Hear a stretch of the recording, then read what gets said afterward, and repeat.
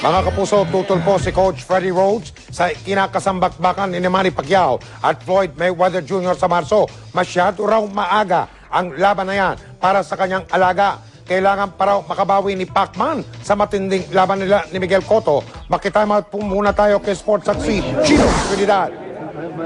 Kung si Coach Freddie Roach ang masusunod, mukhang for future consideration ang ikinakasang laban ng top-ranked top honcho na si Bob Arum. Ang Manny Pacquiao kontra kay Floyd Mayweather Jr. para sa 2010. Lumulutang ang petsang Marso 13 para sa pinakamalaking laban ng milenyo. Inalmahan ito ng future Hall of Fame trainer. Masyado raw maaga para ilaban ang kanyang alaga. Pinarating ni Roach ang kanyang agam-agam mula sa London kung saan ay inihahanda niya ang isa pang prospect na si Amir Khan para sa laban nito sa Disyembre 5. Ayon kay Roach, hindi pa panahon para isabak agad sa mabigat na laban si Pacquiao. Lalo pat wala pang nakakaalam ng tunay na kondisyon ng katawan ng pambansang kamao matapos ang mabigat na laban kontra kay Miguel Cotto noong Nobyembre. Hinalangan ni Roach, seryoso ang tama sa kanang tenga ni Pacquiao. Isang bagay na dapat pagtuunan ng pansin ng mga taong malapit sa pambansang kamao. Dagdag ni Roach, dapat magpakasarap muna sa pagpapahinga si Pacquiao sa piling ng kanyang mga mahal sa buhay ngayong Kapaskuhan. Kung si Roach ang masusunod, ipagpapaliban muna niya ang laban ng pound for pound king hanggang makalipas ang eleksyon sa Mayo. Kailangan din daw ang mahabang pahinga upang maihanda hindi lamang ang kondisyon ni Pacman, ngunit pati na rin ang gagamitin nilang taktika kontra sa mapanganib at wala pang talong si Pretty Boy Floyd. Chino Trinidad, Nakatutok, 24 oras. Samantala, kapapasok lamang po ng balitang ito, sumagot na po si Manny Pacquiao tungkol sa ikinakasang laban nila ni Floyd Mayweather Jr. Live po ito si Chino Trinidad mula sa lungsod ng Manila. O Chino, tuloy ba o hindi sa Marso? Mike, wala na kailangan intayin. Markahan nyo na inyong mga kalendaryo. Marso 13, ang biggest fight of the millennium. Manny Pacquiao agrees to face. Ito pong si Floyd Mayweather Jr. Okay naman sa March 13 and then inaayos pa ni Bob, pina-finalize pa lahat.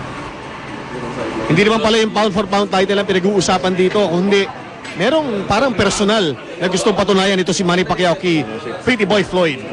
Pagkakaiba ni Floyd siguro sa ibang mga nakakalaban ko is si Floyd is marami siyang mga trash talk na hindi dapat gayahin ng mga bata. At doon sa maraming nag-aalangan, lalo na si Coach Freddie na baka masyadong maaga, lalo na doon sa injury na tinamo nitong si Manny Pacquiao, doon sa kanyang laban na huli kay Miguel Cotto. Sabi ni Manny kanina, handa na siya, yung katawan ko naman ready, pero inamin din niyang hindi na siya bumabata. Kailangan dubling pangangalaga sa katawan ngayon dahil siyempre patindi ng patindi yung mga kalaban natin sa taas ng ring. And then, of course, paedad tayo ng paedad, so kailangan pabawas yung mga mga ano na, alam mo na yan. Kung ano man ho yung alam nyo na yon, ay hindi ko ho alam yan. Basta, ang alam ho natin, nakakasana ang date. Ito po ay sa March 13. Ang isa sa mga detalyeng dapat pag-usapan, ay yun na lang tinatawag na weight na paglalabanan ng dating pound for pound king na si Pretty Boy Floyd at ng kasulukuyang pound for pound king na si Manny Pacquiao. Mike? Chino, may usapan ba kung saan gaganapin ang laban? Kasi may 3-4 na lungsod sa Amerika na naglalaban-laban at gusto nila doon maganap yung laban ni Manny Pacquiao at ni Floyd Mayweather Jr. Mike, sariling opinion, tingin ko sa Las Vegas magaganap dahil walang bayan na makapagbibigay, makakapag-offer, makakapag-raise ng malaking pera para gugulin dito sa pagtatapat ng 20 pound for pound king, yung present at saka yung past na pound for pound king. May usapan na ba kung magkano ang magiging kita nitong dalawang champion o kampiyon na ito? Chino?